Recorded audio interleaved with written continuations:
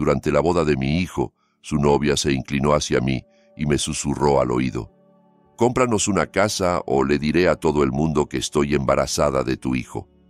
Me levanté con calma, metí la mano en el bolsillo y le entregué un pequeño regalo.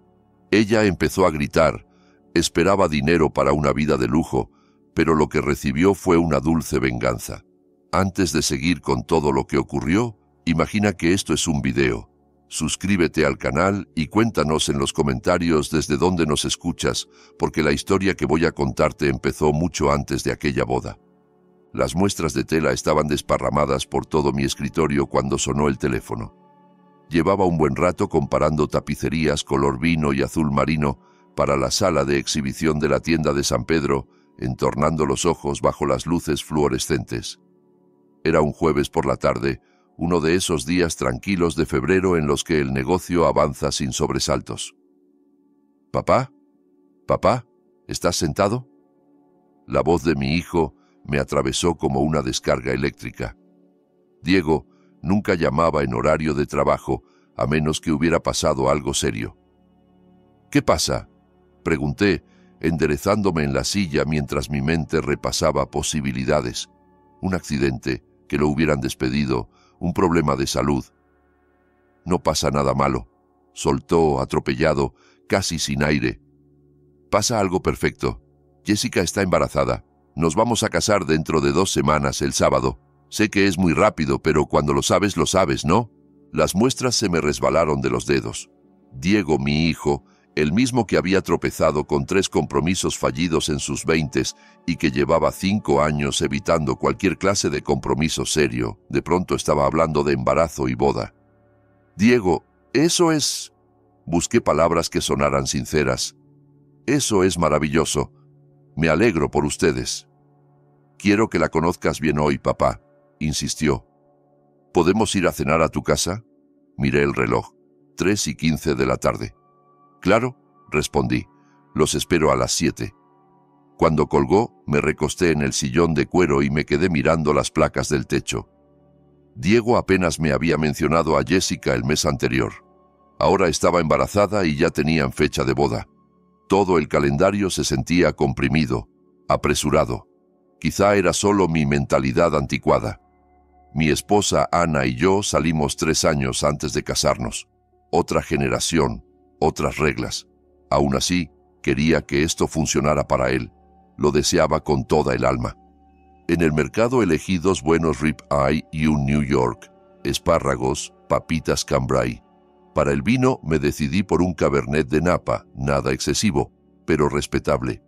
En casa puse la mesa del comedor con la vajilla de Ana, los platos color marfil con el ribete dorado delicado que había heredado de su abuela. Si Diego estaba empezando una familia, ese momento merecía ser reconocido. La tradición importaba. Llegaron exactamente a las 7. Diego cruzó la puerta con la misma energía nerviosa de cuando era niño y tenía recital de piano, prácticamente vibrando. La mujer que venía a su lado se movía distinto, fluida, controlada, con los tacones golpeando el piso de mi recibidor con una seguridad que no admitía dudas. «Papá, esta es Jessica». Era llamativa. Pelo oscuro recogido en una cola de caballo pulida, un vestido de marca que probablemente costaba más que mis recibos de luz de varios meses. Su apretón de manos fue firme, casi agresivo, y su sonrisa se quedó clavada en la boca sin llegarle a los ojos. «Carlos, Diego habla de ti todo el tiempo», dijo, mientras su mirada pasaba por encima de mí, catalogando la sala, los muebles, los cuadros. «¡Qué casa tan bonita!». «Gracias», respondí. «Pasen, la cena casi está lista». Diego se mantenía a su lado como un satélite, pendiente de cada gesto suyo. Los conduje al comedor y en cuanto entró, la atención de Jessica se fijó en la vitrina de cristal. «¿Qué piezas tan interesantes? ¿Son antigüedades?». Se acercó con el teléfono ya en la mano. «¿Te molesta si tomo unas fotos? Me encanta el diseño vintage». Antes de que pudiera contestar, ya estaba fotografiando la credenza, el reloj de péndulo de la esquina, la vitrina misma. «A Jessica le fascina el interiorismo, tiene un gusto increíble». intervino Diego, deseoso de justificarlo todo. Seguro que sí, dije, y me fui a la cocina agradecido por la excusa para moverme. Algo en su tono al decir antigüedades no sonó a admiración, sino a tasación. La cena empezó de forma agradable. Diego me preguntó por el negocio y luego me puso al día sobre su trabajo en bienes raíces comerciales, pero Jessica se adueñó de la conversación con precisión quirúrgica. 4 tiendas, comentó Diego. Eso debe generar bastante ingreso. Debe irte muy bien, añadió ella cortando su filete sin dejar de mirarme. ¿Cuánto deja al año un negocio así? Depende, respondí con voz ligera, profesional. La economía afecta más la venta de muebles de lo que la gente cree. Pero te va bien, insistió. Este barrio, la casa, las tiendas, señaló con el tenedor. Has construido algo importante. Diego se removió incómodo. Papá trabajó durísimo. Empezó con un solo local, dijo, como si necesitara defenderme. Muy impresionante, murmuró Jessica bebiendo un sorbo de vino. Ayer pasamos por Valle del Paraíso. Esas casas son impresionantes. Ahí me imagino criando una familia, buenas escuelas, vecindario seguro, importante para los niños, ¿no crees? La insinuación quedó flotando entre nosotros como humo. Diego se concentró en el plato, cortando la carne en trozos cada vez más pequeños. Valle del Paraíso es caro, contesté con cuidado. Claro, pero el futuro de un nieto no tiene precio, replicó ella, posando la mano sobre la de Diego. Todavía estamos viendo dónde vamos a vivir. El departamento donde estoy ahora es imposible. El casero se niega a hacer reparaciones básicas. Con un bebé en camino necesitamos espacio de verdad. Diego al fin habló. Estamos viendo opciones, papá. Nada lujoso todavía. Nada lujoso, pero sí algo seguro, remató Jessica ensanchando la sonrisa. Diego me contó que eres muy generoso con la familia. Eso ya casi no se ve. Me tomé un largo trago de agua, ganando tiempo. Todos los instintos que había afilado en 40 años de negocio sonaban alarmas. No eran preguntas casuales de sobremesa. Estaba levantando el mapa, necesidades, recursos, posibles vías de acceso. El resto de la cena siguió el mismo patrón. Jessica comentaba un mueble y enseguida preguntaba cuánto costaba una pieza así. Mencionaba sus préstamos estudiantiles y, casi al mismo tiempo, preguntaba cómo manejábamos las finanzas familiares. Halagaba la casa y acto seguido apuntaba lo caro que debía de ser mantener una construcción antigua. Diego casi no hablaba, y cuando lo hacía, era para limar las aristas de ella. Lo que Jessica quiere decir es, o solo está emocionada con la boda. Cuando por fin se fueron, cerca de las 10:30, Jessica me abrazó en la puerta. Se inclinó lo suficiente como para que su perfume me invadiera y me susurró. Gracias por ser tan comprensivo. Diego habla todo el tiempo de lo generoso que eres. Somos afortunados de tenerte. El abrazo de mi hijo fue rápido, distraído. Parecía ansioso por irse. Me quedé en la puerta viendo cómo las luces traseras de su coche se perdían calle abajo, mientras la cabeza de Jessica ya estaba inclinada sobre el móvil, iluminada por la pantalla. Dentro de la casa, recogí la mesa despacio y lavé a mano la vajilla de Ana, aunque hubiera sido más fácil meterla al lavavajillas. Mis manos siguieron el ritual mientras mi mente repasaba la noche. La manera en que Jessica fotografió mi casa sin pedir permiso, las preguntas directas sobre dinero, inmuebles, generosidad, el silencio de Diego, sus hombros encogidos, la forma en que evitaba mirarme a los ojos. Me repetí que eran los nervios, el estrés de la boda. Pero mi instinto, ese mismo que me había salvado de socios desastrosos, malas inversiones y tratos que parecían perfectos sobre el papel pero olían mal, no dejaba de gritar. En sus ojos, al recorrer mi casa, no vi a una futura madre viendo el hogar del abuelo de su hijo. Vi a alguien haciendo cuentas. Me desperté el viernes a las 6 de la mañana después de apenas 3 horas de sueño a trompicones. Cada vez que me quedaba dormido, volvía a ver la cara de Jessica frente a mí en el comedor, oír su voz preguntando por ingresos y propiedades. La cafetera resoplaba mientras yo me sentaba a la mesa de la cocina, mirando las sillas donde se habían sentado 12 horas antes. Los detalles no me soltaban. La forma en que sostuvo el teléfono al fotografiar la credenza, no como alguien que admira un mueble, sino como alguien que cataloga inventario. Sus preguntas no fueron conversación, fueron reconocimiento del terreno. Y la expresión de Diego, esa mirada vacía y a la defensiva que ya había visto 3 años antes, cuando Raquel controlaba cada aspecto de su vida. La historia repitiéndose mientras yo la miraba venir. A las 10 ya estaba en la oficina, pero los reportes de inventario permanecían intactos sobre el escritorio. Abrí LinkedIn en la computadora y escribí Jessica Simón Monterrey en la barra de búsqueda. Su perfil aparecía pulido y profesional, gerente de spa en el centro de bienestar Serenidad del Desierto. Fotos suyas en eventos benéficos, sonriendo junto a otros voluntarios, recomendaciones entusiastas de colegas. Todo parecía impecable. Seguí desplazándome hacia publicaciones antiguas, comentarios en fotos, etiquetas de otros usuarios, y poco a poco surgieron patrones.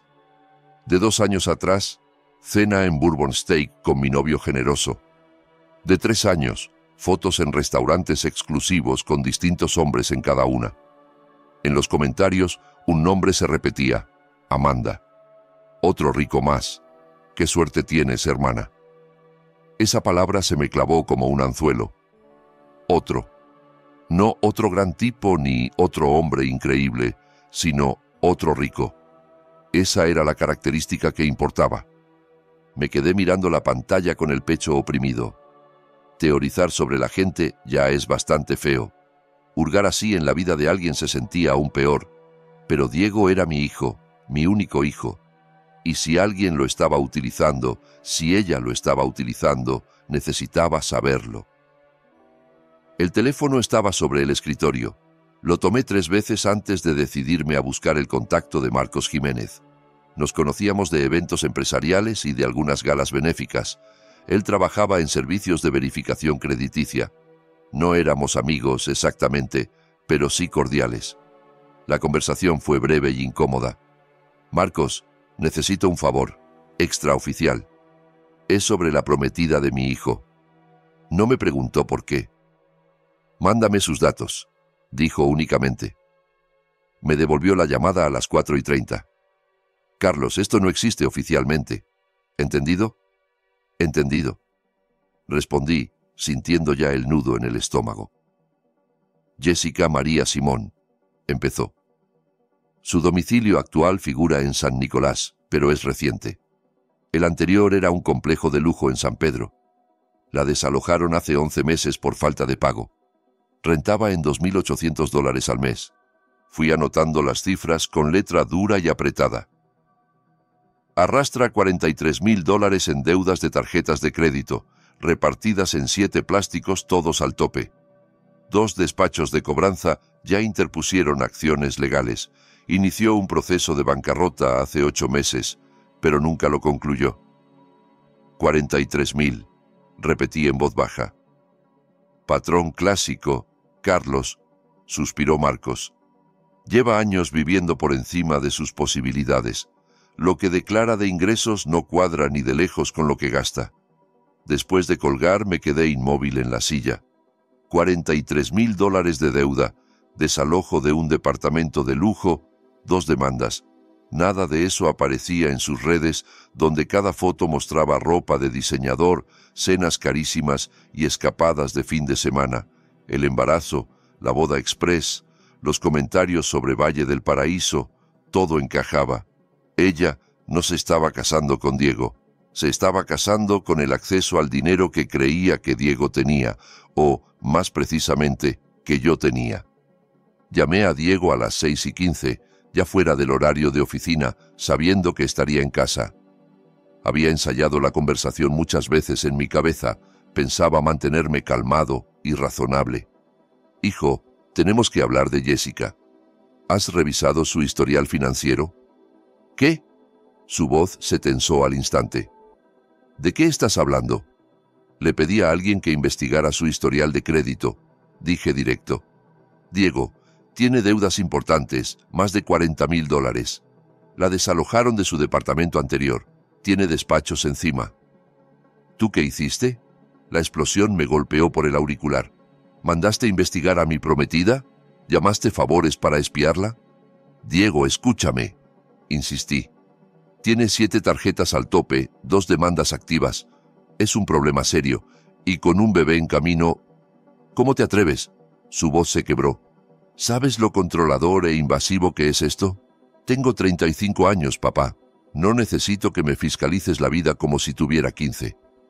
Estoy tratando de protegerte, respondí, haciendo un esfuerzo enorme por mantener el tono. Son hechos.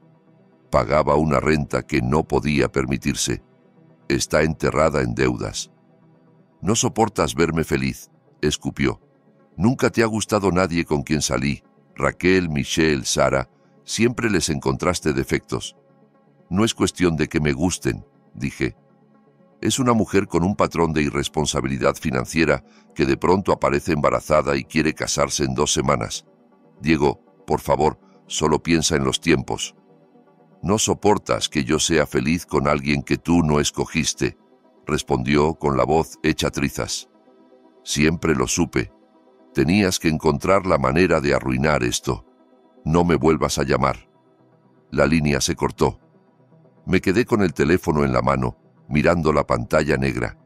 Afuera, el cielo de la ciudad se pintaba de naranja y morado, hermoso e irrelevante. Volví a abrir el Instagram de Jessica en la computadora. Cada foto mostraba lujo, bolsos caros, restaurantes de moda, escapadas a la playa, días de spa, joyas. Nada encajaba con el sueldo de una gerente de spa. Nada tenía sentido, salvo que alguien más pagara o que estuviera cazando a quien lo hiciera. El test de embarazo podía ser real o una puesta en escena. La boda acelerada aseguraba que hubiera poco tiempo para preguntas. Los comentarios de Valle del Paraíso eran anclas, expectativas de gasto plantadas desde el principio. La defensiva de Diego aseguraba que la interferencia externa fuera mínima. Ya lo había hecho antes. Los comentarios de Amanda lo confirmaban. Otro rico. Abrí el cajón del escritorio y saqué un bloc amarillo, mi herramienta cuando había problemas que resolver. En la parte superior escribí, Jessica Simón, lo que sé. La lista creció. Montos de deuda, fecha del desalojo, cronología de su relación con Diego, cada pregunta en esa cena. 3 páginas llenas de notas. Diego no iba a escucharme, eso estaba claro. Había elegido un bando y no era el mío. Eso significaba que me quedaban 2 semanas antes de la boda. 2 semanas para probar que ella lo estaba utilizando. 2 semanas para detenerla antes de que destruyera a mi hijo. Pasó una semana desde aquella llamada. 7 días de silencio que se hicieron meses. Dejé mensajes de voz, 8 en total. Los 2 primeros eran explicaciones serenas sobre el reporte de crédito. Para el 4 estaba suplicando. Para el 7 había dejado de intentar sonar compuesto. Ninguno recibió respuesta. El jueves pasé en coche frente al edificio de Diego. El BMW blanco de Jessica ocupaba su lugar de estacionamiento como una bandera plantada en territorio conquistado. Di 2 vueltas a la manzana hasta obligarme a seguir adelante. El miércoles anterior, Marcos me había llamado de nuevo con más información, casi a regañadientes. Carlos, no debería decirte esto, pero Diego vació su cuenta de ahorros. Los $47,000 que tenía se fueron para la boda. Y no es todo. Sacó un préstamo personal por $35,000 al 18% de interés, solo para el salón de la recepción. Me quedé en la oficina con el teléfono inmóvil en la mano, mucho tiempo después de colgar. $82,000. Todo el colchón de seguridad de Diego, más una deuda que tardaría años en terminar, para una boda que duraría 4 horas.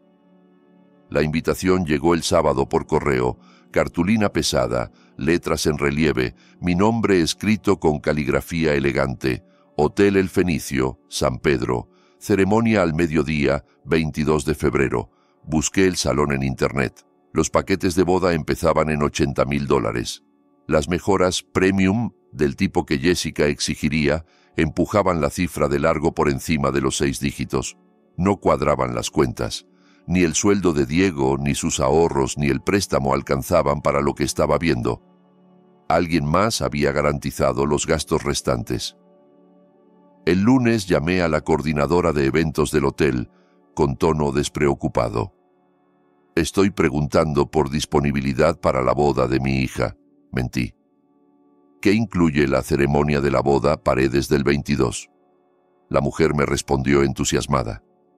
«La boda Paredes va a ser preciosa, todo premium, barra libre con destilados de alta gama, orquesta en vivo, rosas francesas importadas, menú de degustación del chef para 200 invitados. No escatimaron en nada». Le di las gracias y colgué con el estómago hueco. Diego se estaba ahogando y Jessica le estaba atando piedras a los pies. Aquella noche me senté en la mesa de la cocina escribiendo y borrando mensajes a Diego. «Hijo, por favor llámame». Borrar.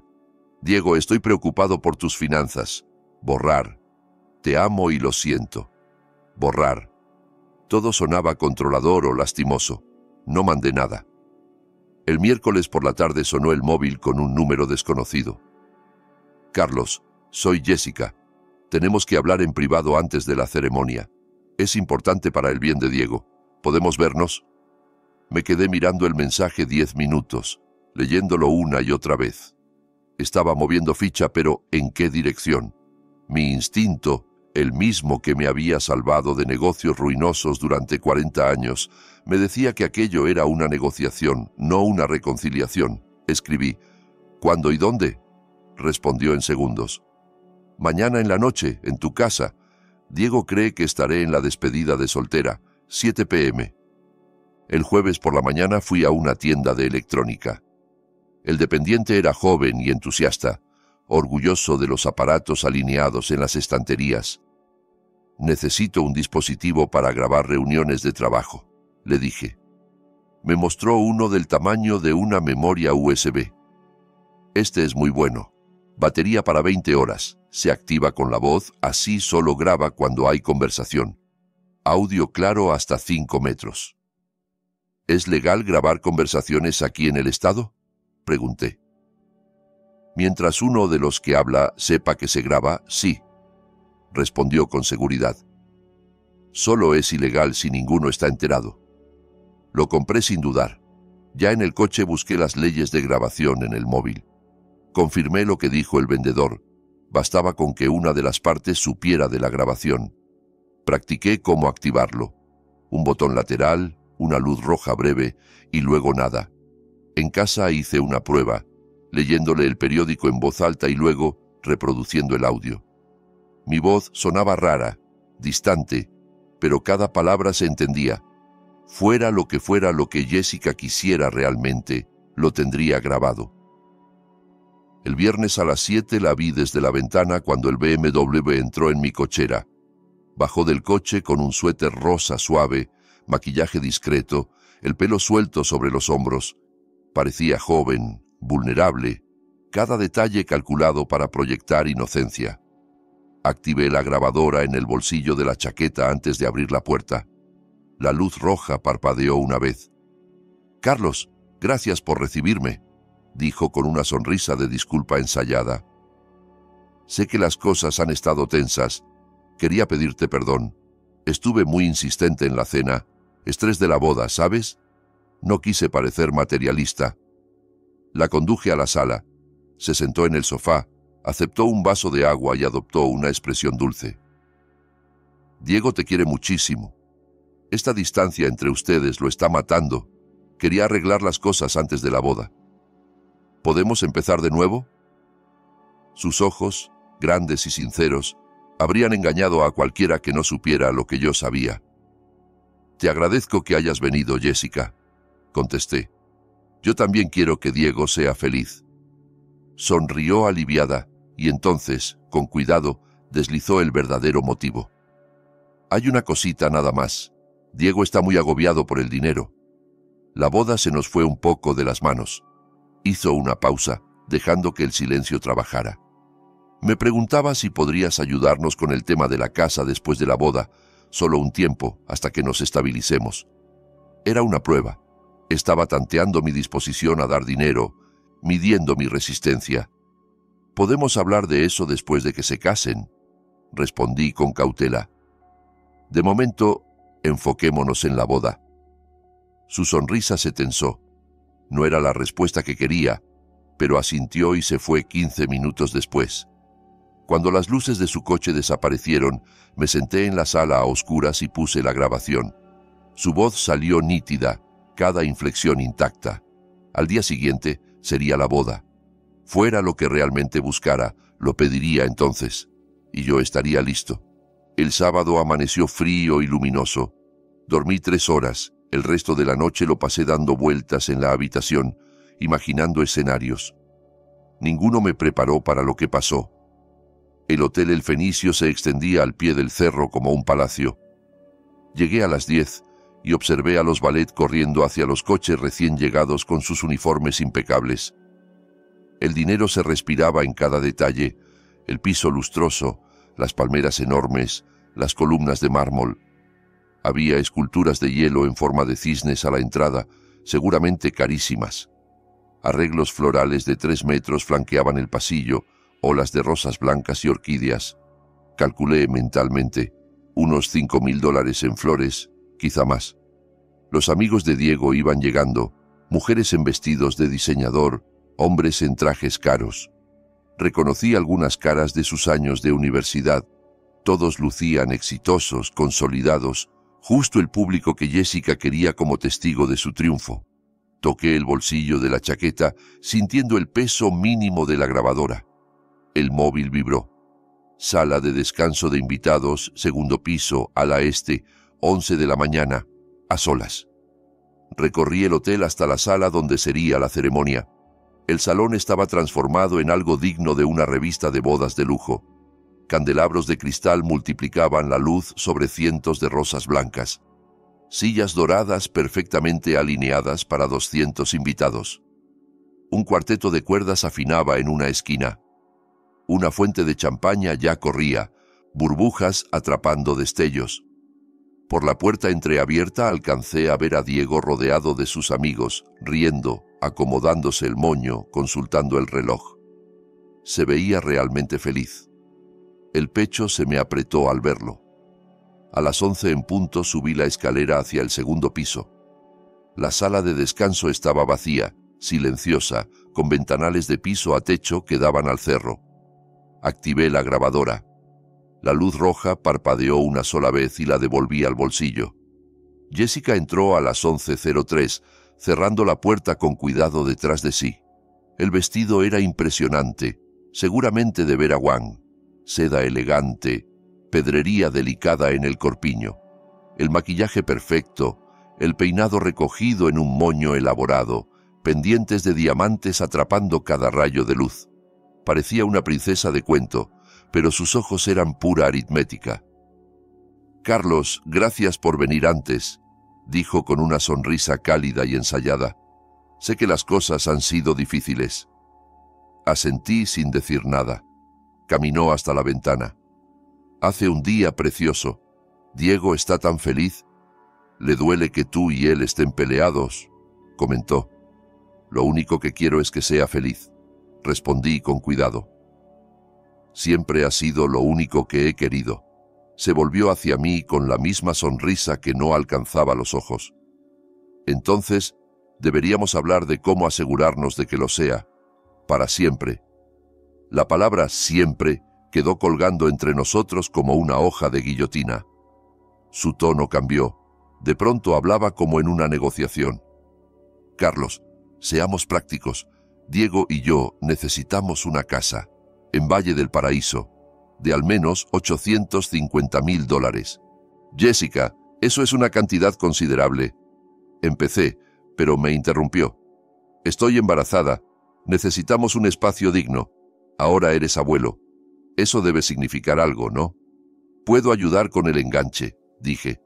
15, quizá 20%, pero comprarles la casa completa no va a pasar. Su voz se volvió hielo y la máscara cayó. Dio un paso hacia mí. Vi al depredador sin adornos. Esto es lo que va a pasar, dijo en voz baja. Vas a comprarnos esa casa, pago completo, esta misma semana. ¿Y si no?, pregunté, manteniendo el tono sereno. Su sonrisa se afiló como cristal roto. Entonces le diré a todo el mundo la verdad, que estoy embarazada de tu hijo. Sentí el hielo subirme por la columna, pero obligué a mi voz a mantenerse firme. Eso es absurdo. Nadie se lo va a creer. Ah, ¿no?, se burló. ¿A quién crees que van a creerle? ¿A un hombre de 63 años o a una mujer embarazada de 32, vestida de novia y llorando? Cada palabra era un golpe calculado. Diré que intentaste seducirme aquella primera cena, que llevas semanas mandándome mensajes inapropiados, que cuando te rechacé, decidiste sabotear la boda con reportes financieros falsos. Apreté las manos en puños, pero no me moví. Diego no volverá a dirigirte la palabra, siguió. Tu reputación se irá al piso. A la prensa le encantan estas cosas. Empresario de muebles se aprovecha de la prometida embarazada de su hijo. Primera plana asegurada. Hizo una pausa. O nos compras una casa, juegas el papel de abuelo generoso y todos felices. Tú decides. Tienes 60 segundos. El silencio se hizo espeso, sofocante. Me quedé inmóvil, contando mentalmente 3, 4, 5 segundos, mezclando rabia, incredulidad y la claridad helada de ver al fin su plan completo. Cuando hablé, mi voz salió baja y tranquila. Jessica, acabas de cometer el peor error de tu vida. Su sonrisa titubeó. ¿Perdón? Saqué la pequeña grabadora del bolsillo y la levanté entre los dedos. La luz roja seguía parpadeando. La cara de Jessica se vació de color hasta quedar tan blanca como su vestido. ¿Qué es eso? Cada palabra desde que entraste por esa puerta, contesté. Se lanzó hacia mí, intentando arrancarme el aparato, chillando. Dámelo, no puedes, es ilegal. Retrocedí hacia la salida. Aquí basta con que una de las partes lo sepa para que sea legal, respondí. Y yo lo sé. Abrí la puerta. Jessica me siguió, agarrándome del brazo, su compostura hecha trizas. Bajé las escaleras hacia el salón de la ceremonia. Sus gritos resonaban detrás de mí. Carlos, espera, podemos arreglarlo. No quise decir. Los invitados en el vestíbulo se giraron para mirar. No me detuve. Entré al salón y fui directo a la mesa de sonido junto al cuarteto de cuerdas. Conecta esto a tu sistema. Ponlo ahora mismo, le dije al técnico. Me miró confundido. Señor, la ceremonia está a punto de... Ahora, repetí. Jessica irrumpió detrás de mí, con el rímel empezando a correrse, la cara desencajada. Diego apareció por la otra puerta con el moño chueco y expresión atónita. Papá, ¿qué está pasando? El audio empezó a sonar. La voz de Jessica llenó el salón, amplificada por las bocinas. Carlos, seamos prácticos. Diego y yo necesitamos una casa. El salón entero se congeló, 200 personas en silencio, escuchando cómo la amenaza de la falsa paternidad y el chantaje se desplegaban palabra por palabra, claros como el agua. Diego se quedó inmóvil, la cara pasando de la confusión a la incredulidad, del deseo de negar lo que oía al horror desnudo. Cuando la grabación terminó, el silencio fue total, espeso. Jessica dio un paso atrás, buscando alguna excusa, pero ninguna mentira creíble apareció. Lo editó, gritó al fin. Está manipulado. Carlos, ¿cómo pudiste? Diego se volvió hacia mí, los ojos suplicantes. Papá, dime que lo falsificaste, por favor. Es todo real, Diego, contesté con la voz tranquila como pude. Sin editar. Puedo enseñar el archivo original, las marcas de tiempo, los metadatos. Su rostro se endureció, no de aceptación, sino como una muralla levantándose de golpe. De la primera fila alguien murmuró lo bastante alto para que todos oyeran. Yo escuché lo que escuché. Esa mujer lo estaba chantajeando. Diego fue hacia Jessica, que había empezado a llorar de verdad, con las lágrimas arrastrando el maquillaje en surcos limpios. su actuación de víctima perfecta. Diego, está intentando destruirnos, sollozó. Nunca quiso que fueras feliz. Es venganza porque me escogiste a mí. Di un paso al frente. Hijo, escucha lo que dijo. Amenazó con decir que tú no eras el padre. Exigió $850,000. Siempre haces lo mismo, respondió él con la voz rota. En todas mis relaciones encontraste algo malo. No soportas verme con nadie. Cada frase era un puñetazo. No se trata de control, insistí. Te estaba chantajeando. Lo oíste. Y tú la grabaste a escondidas, me espetó. La provocaste. La emboscaste. Su voz temblaba entre el dolor y la rabia. Estás celoso porque te quedaste solo cuando mamá murió y no soportas verme amado. La acusación quedó suspendida en el aire. Abrí la boca, pero no encontré respuesta. ¿Cómo se discute con alguien que necesita la mentira más que la verdad? Diego tomó la mano de Jessica. Nos vamos. No vuelvas a contactarme, dijo. Jessica me lanzó una mirada por encima del hombro mientras salían. Había menos triunfo en sus ojos, pero todavía mucho cálculo. Había perdido la boda, pero aún tenía su pieza principal. Algunos invitados se quedaron sentados sin saber qué hacer. Otros recogieron sus cosas sin mirarme. Una amiga de Jessica, Amanda, gritó: «Te creemos, Jess. Esto es repugnante». Otros invitados se acercaron a mí en voz baja. La grabación era clara. Lo siento por su hijo. El gerente del hotel apareció incómodo con su traje perfecto. «Señor Paredes, nosotros nos encargaremos de la cancelación. No cobraremos el salón», aseguró. Asentí, incapaz de articular palabra. En menos de una hora, el salón quedó vacío. Me senté en una de las sillas doradas, rodeado de $80,000 en flores y fuentes de champaña intactas. El móvil vibraba sin parar con mensajes de amigos, familiares, gente que había estado allí. No leí ninguno. Un mesero se acercó con cautela. «Señor, ¿le traigo algo?». Negué con la cabeza. Conduje de vuelta a casa como en una nube. El calor de la tarde vibraba sobre el asfalto. Mi casa se sintió enorme y vacía cuando entré. La ausencia de Ana volvió a doler como vidrio roto, aunque ya habían pasado años. El domingo por la mañana llegó un mensaje de Diego. Era breve y definitivo. «Ya no soy tu hijo. Jessica y yo seguimos adelante juntos. No llames, no escribas. Estás muerto para mí». Lo leí 3 veces. Cada palabra se sentía definitiva, grabada en piedra. Esa misma tarde un amigo me reenvió una publicación de Instagram de Jessica.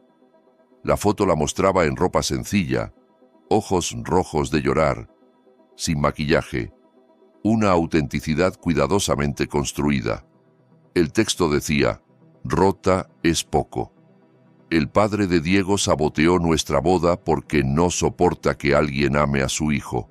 Grabó una conversación privada, la editó para hacerme quedar como una mala persona y destruyó el día más feliz de mi vida». Para los que preguntan, sí, Diego y yo seguimos juntos. El amor real sobrevive a los ataques. La publicación tenía cientos de me gusta y decenas de comentarios de apoyo. Reconocí algunos nombres, conocidos, contactos de negocio, gente que debería saber discernir mejor. Entre los mensajes había unos pocos distintos. Yo estuve allí. La grabación se escuchaba clarita, pero quedaban sepultados bajo las muestras de apoyo. Dejé el teléfono boca abajo durante horas. El lunes por la mañana estaba sentado frente a Ricardo Claro, abogado de familia en el centro de la ciudad. Tenía 58 años, traje gris, ojos calculadores curtidos en todo tipo de desastres familiares. Escuchó la grabación 2 veces, tomó notas y luego dio su veredicto. La grabación es perfecta, legal, clara, sólida, pero, hizo una pausa, ella igual puede demandarte. Daño moral, difamación. Puede alegar que la grabaste en un lugar con expectativa de privacidad, aunque no sea cierto. Puede hacerte la vida cara, incluso perdiendo. ¿Así que ella se sale con la suya?, pregunté. No necesariamente, respondió. Pero no basta con tener prueba. Necesitas construir un patrón, mostrar que no es un error aislado. Me deslizó una tarjeta. Investigador privado, discreto, caro, pero minucioso. ¿Qué le pido exactamente? Su historia, respondió Ricardo. Parejas anteriores, cuentas, movimientos. Todo indicio de que esto no es un tropiezo, sino su manera de vivir. Si lo ha hecho antes, tal vez alguien hable. Poco después tenía 3 carpetas Manila extendidas sobre mi escritorio. El informe del investigador sobre el pasado de Jessica. La primera carpeta. Roberto Gutiérrez, 45 años, ejecutivo de tecnología divorciado, año 2022. El investigador había obtenido estados de cuentas que mostraban que Roberto le transfirió $75,000 a Jessica después de salir con ella 6 meses. Su declaración era corta y devastadora. Me amenazó con acusarme de agresión si no le pagaba. Tenía una hija, una reputación. Pagué para que desapareciera. La segunda carpeta. Miguel Torres, 51 años, inversionista inmobiliario, 2020. Misma estructura. Relación de 4 meses, repentino anuncio de embarazo, exigencias de dinero. Miguel pagó $50,000 antes de que Jessica perdiera al bebé 2 semanas después. La tercera carpeta. David Chen, 48, dueño de una cadena de restaurantes, 2019. Le pagó $30,000 para terminar la relación después de que Jessica lo amenazara con acusarlo de acoso laboral. Me recosté, procesando la cronología. 3 hombres en 5 años. $155,000 extraídos mediante amenazas. Cada relación seguía los mismos pasos: encanto agresivo, escalada rápida, embarazo o acusación, exigencia de dinero, desaparición. En las notas del investigador había una línea que se me quedó clavada. La sujeto muestra comportamiento depredador financiero de manual. Objetivo: hombres 15 a 20 años mayores, con patrimonio, reputación que proteger. Diego calzaba perfecto. No era rico por sí mismo, pero sí tenía un padre con dinero y negocio. Me dieron arcadas de solo pensar que la había estudiado como un proyecto de inversión. El jueves por la tarde estaba revisando inventario en la tienda principal cuando mi asistente se acercó. Hay una señora que quiere verlo. Dice que es personal. Junto a la entrada estaba una mujer de unos 60, pelo canoso recogido en una media melena ordenada, pantalón sencillo, cardigan, un libro de biblioteca bajo el brazo. Su rostro era cansado y amable. Tenía los pómulos de Jessica, pero ninguno de su dureza. Extendió la mano. Señor Paredes, soy Bárbara Contreras, la madre de Jessica. ¿Podemos hablar en privado? Mi primer impulso fue sospecha, otra maniobra, pero sus ojos eran directos, tristes y genuinos. La llevé a mi oficina y cerré la puerta. Bárbara se sentó y respiró hondo. Le debo una disculpa y quizá una explicación. Empezó con cuidado como si cada palabra pesara. Vi lo que pasó en la boda. Una amiga me mandó el video que alguien subió a redes. Yo he visto a mi hija manipular gente desde los 16 años, novios, jefes, incluso a mí. Hace 3 años me robó $12,000 de mis ahorros. Llegué a denunciarla y luego retiré la denuncia cuando lloró y juró cambiar. Esto ya lo ha hecho antes, con otros hombres. Nunca supe los detalles, pero sí el patrón. Salía con alguien adinerado, la relación terminaba de golpe y de pronto ella tenía muebles nuevos, coche nuevo, viajes. ¿Por qué me cuenta todo esto?, pregunté. Bárbara sostuvo mi mirada. Porque usted intentó proteger a su hijo y él lo rechazó por eso. Yo sé lo que duele. Jessica me apartó hace años. Solo me llama cuando necesita dinero o coartada. Hizo una pausa y añadió, y porque está planeando algo más. Vi su conversación de mensajes con su hermana, Amanda. Me incliné hacia adelante. ¿Qué tipo de conversación? Bárbara sacó el móvil y abrió unas capturas de pantalla. Amanda olvidó el móvil en mi casa el mes pasado. Ya sé que no estuvo bien, pero necesitaba saber qué tramaba Jessica. Me pasó el teléfono. El chat entre Jessica y Amanda era un guión criminal. Diego está en la ruina, pero su papá nada en dinero. La grabación es un problema, pero puedo darle la vuelta. Haré que Diego demande a Carlos por daño emocional. Partimos lo que ganemos. ¿Crees que Diego demandaría a su propio papá? Hará lo que yo le diga. Ya está aislado de todos menos de mí. Dale 2 meses y le sugeriré que merece una compensación por el trauma de su infancia o algo así. Lo vendemos como gastos de terapia. Leí 2 veces, sintiendo cómo la rabia se enfriaba en algo más afilado. Estrategia. ¿Me está dando esto? ¿Por qué? Repetí. Porque en algún punto fallé como madre, dijo sin dramatismo. No sé en qué momento, pero esto lo crié yo. Y no puedo verla destruir más vidas. Usted tiene recursos para defenderse. Diego está en peligro, aunque no lo vea. Bajó la voz. Hay más. Correos donde habla de objetivos. Una hoja de cálculo con hombres que ha investigado, incluyendo estimaciones de ingresos. Trató a su hijo como una inversión. Sentí que algo encajaba. Rabia, dolor y movimiento. Bárbara volvió a visitarme, esta vez en una cafetería que escogí como terreno neutral. Llevó impresiones de publicaciones antiguas de redes de Jessica, borradas hacía tiempo, alardeando de pescar hombres con dinero. Pasamos 2 horas, primero hablando de pruebas y luego de nosotros mismos.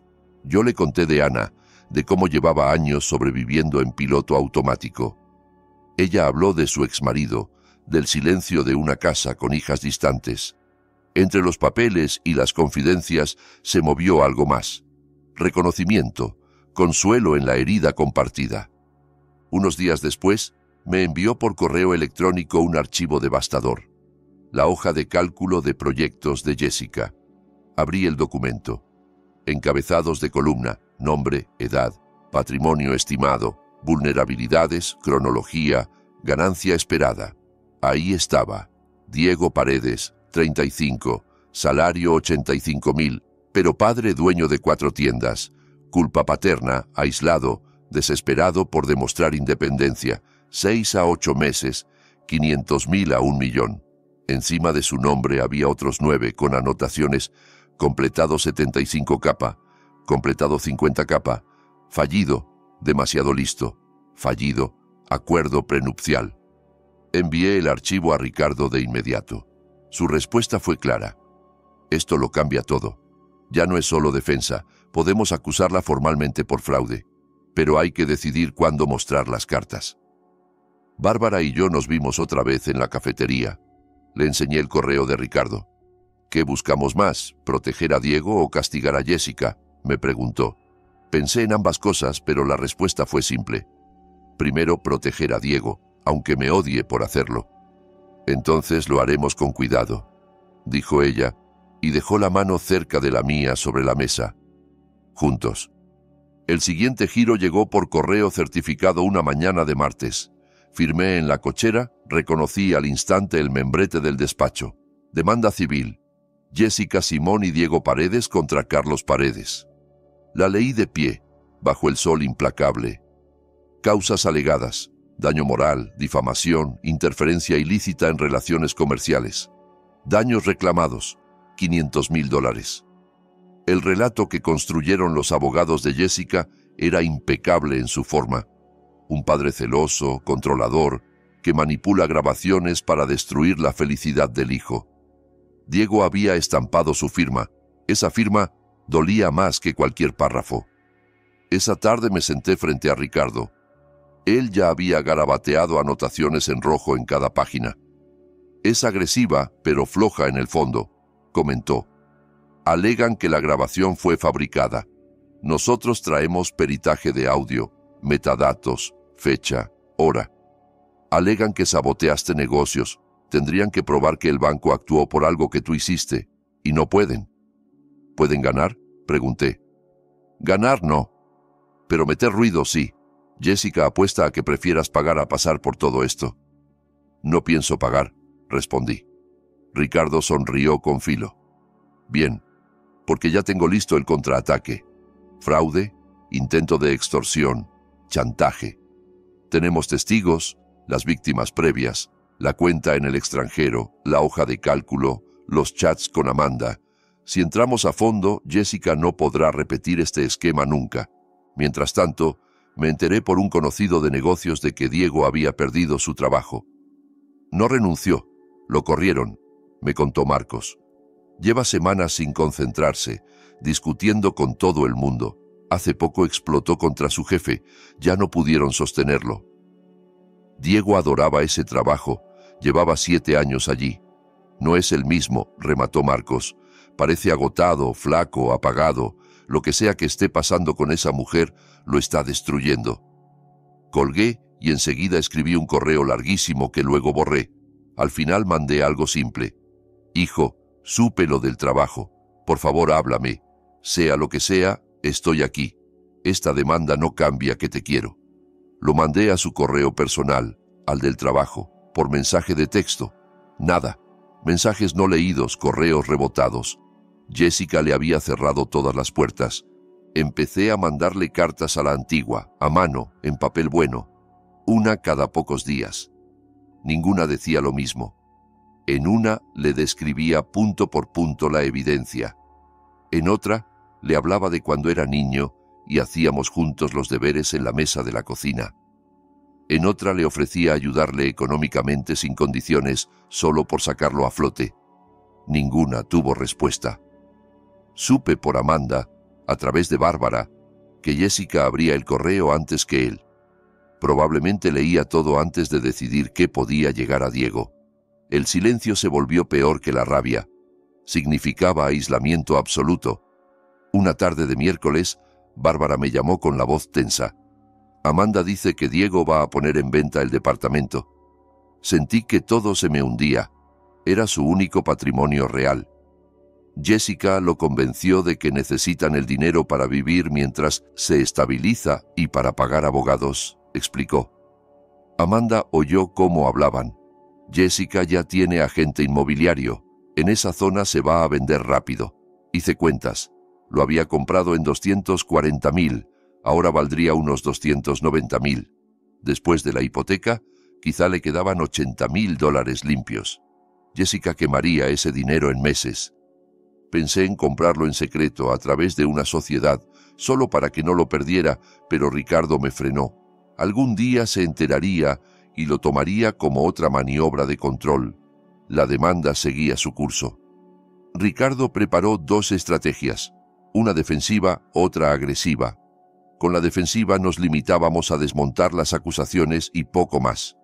La agresiva convertía el juicio en un foco que expondría todo. Las víctimas anteriores, las cuentas, el patrón. Pero cada vez que se mencionara a Jessica, el nombre de Diego estaría al lado del suyo en los documentos. Si ganamos a lo grande, Jessica acaba arruinada y quizá procesada, dijo Ricardo. Pero tu hijo va a ver su propia vida desmenuzada en público. Sé que duele, respondí, pero ya está dentro. Su nombre está en la demanda. Esto es la única forma de que algún día vea la foto completa. Elegí la opción agresiva. El día de la audiencia, el Palacio de Justicia se erguía brillante y distante. Me senté a la mesa de la defensa junto a Ricardo, viendo al abogado de Jessica acomodar sus papeles con seguridad excesiva.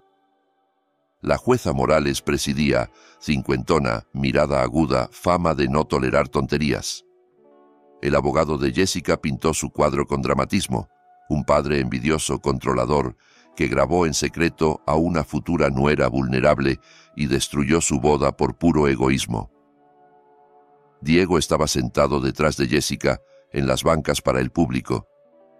Había adelgazado, el traje le quedaba grande, la cara apagada. Bárbara se sentó sola unas filas más atrás. Nuestros ojos se cruzaron.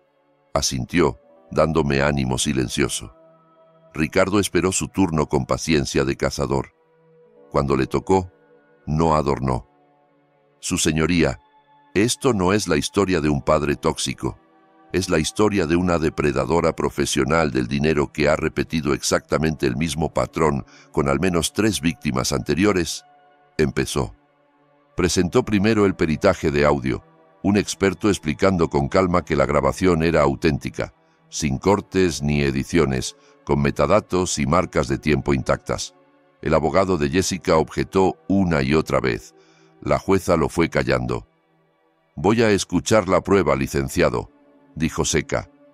Después vino el historial financiero, el reporte de crédito con los $43,000 de deuda, el desalojo, las demandas.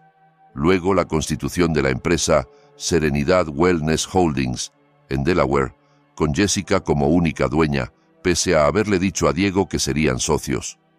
La cuenta en el extranjero abierta 3 semanas antes del proyecto del spa. Los documentos bancarios que mostraban un esquema para sacar $200,000 de un préstamo que Diego creía invertir, pero que en realidad desaparecerían en empresas fantasma controladas por Jessica. Cada documento encajaba con el anterior como piezas de un rompecabezas. El rostro de Diego se iba poniendo verde. Ricardo llamó a declarar a Roberto Gutiérrez. Entró con un traje caro y la cabeza gacha. Juró decir la verdad y se sentó, incapaz de mirar a Jessica. «Señor Gutiérrez, ¿cómo conoció a la señora Simón?» «Salimos unos 6 meses», respondió. «Fue en 2022. ¿Cómo terminó la relación?» «Me dijo que estaba embarazada, que era mío». Tragó saliva. Luego me dijo que necesitaba $100,000 para desaparecer discretamente, o le contaría a mi exesposa que había dejado embarazada a otra mujer justo en medio de nuestra pelea por la custodia de mi hija. Tenía miedo de perderla. «¿Qué hizo usted?» «Le transferí $75,000, todo lo que pude reunir rápido». 2 semanas después me dijo por mensaje que había perdido al bebé. Luego cambió de número y se fue. Desapareció. Ricardo presentó los comprobantes de transferencia, los mensajes de texto, todo. El abogado de Jessica trató de reducirlo a un malentendido doloroso. Ricardo sacó las declaraciones de Miguel Torres y David Chen. La jueza leyó, el ceño profundamente fruncido. Jessica se levantó de golpe. «Mienten, los pagaste tú», gritó, señalándome. «Todos están en mi contra». «Siéntese, señora Simón», ordenó la jueza.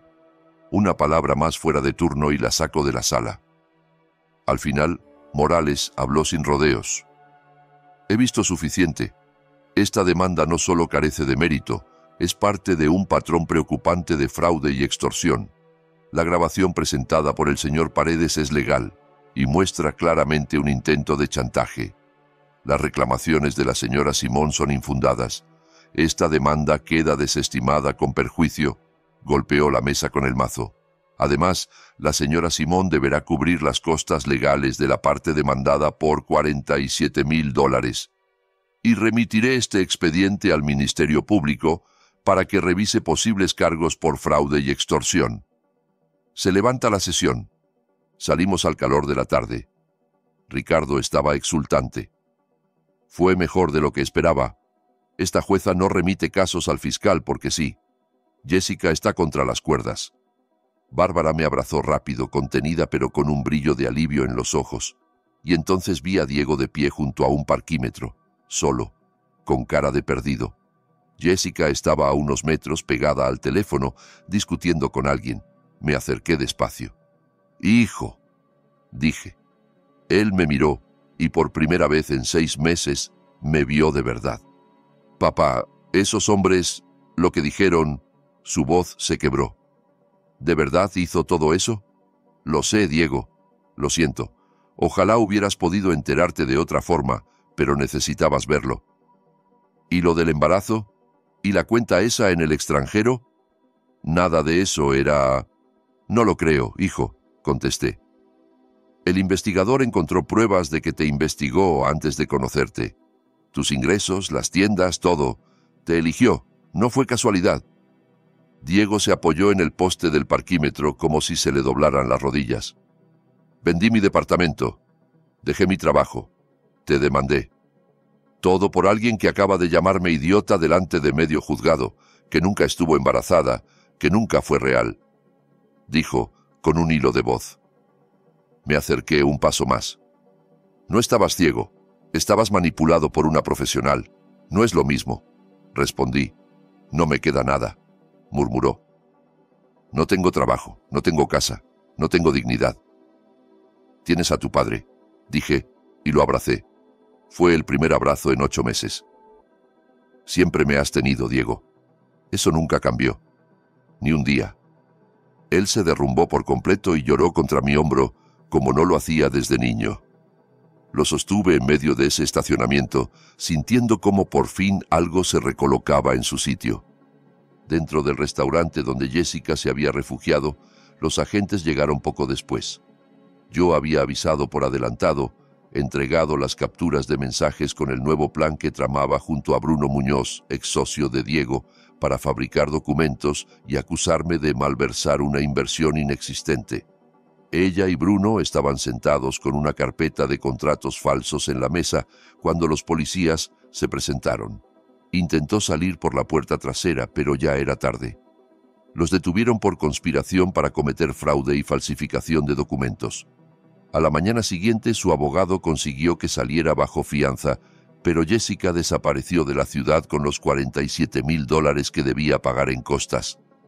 No la perseguí. Había cumplido su propósito. Estaba fuera de la vida de mi hijo.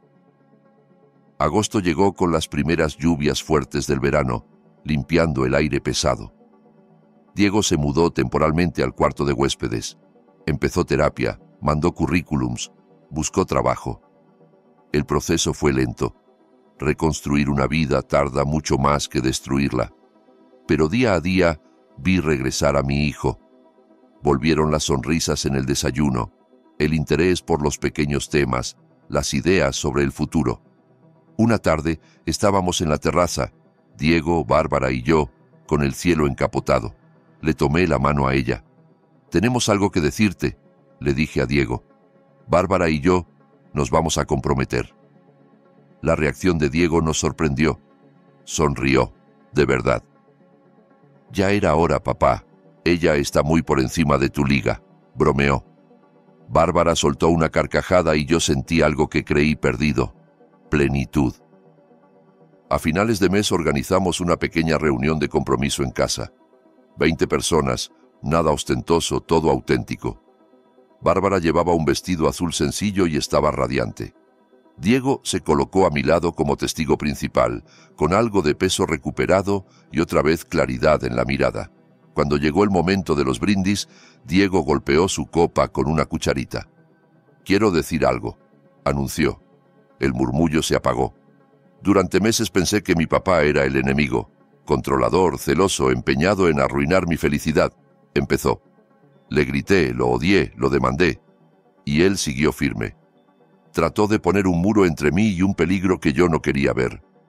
Al final, la verdad fue peor de lo que me había advertido. Hizo una pausa y respiró hondo. Hoy entiendo que a veces el acto de amor más grande es decir que no cuando todo el mundo aplaude. Es aguantar que tu propio hijo te odie mientras tú lo proteges. Eso no es control, eso es amor. Me miró directamente. «Papá, me salvaste la vida. Aguantaste que te cortara, que te señalara, que te llamara monstruo, y nunca dejaste de intentar cuidarme. Gracias por no rendirte, incluso cuando yo me rendí contigo». La garganta se me cerró, pero aún así alcancé a decir: «Eres mi hijo». Lo volvería a hacer 1 y 1000 veces. Diego alzó la copa. «Por Carlos y Bárbara, 2 personas que entienden que el amor de verdad no siempre es suave ni cómodo. A veces es decir la verdad más dura y mantenerse de pie cuando todo empuja a salir corriendo». Las copas tintinearon, los aplausos llenaron la sala, y yo miré alrededor. Mi hijo recuperado, la mujer que quería a mi lado, un futuro construido sobre escombros, pero firme. La venganza no fue destruir a Jessica, ni verla enfrentar cargos, ni huir sin mirar atrás. La verdadera venganza fue esta: haber rescatado a Diego de las manos de alguien que solo veía en él un número y haber encontrado a Bárbara en el proceso, ver a mi hijo reconstruirse, vernos sentados juntos, sanando despacio. Esa es la victoria que importa. Y si esta historia la estuvieras escuchando en un canal, aquí te diría: si te tocó el corazón, deja tu like, suscríbete y cuéntanos en los comentarios qué habrías hecho tú. Para escuchar la siguiente historia, solo tendrías que hacer clic en el recuadro de la izquierda. Gracias por llegar hasta el final.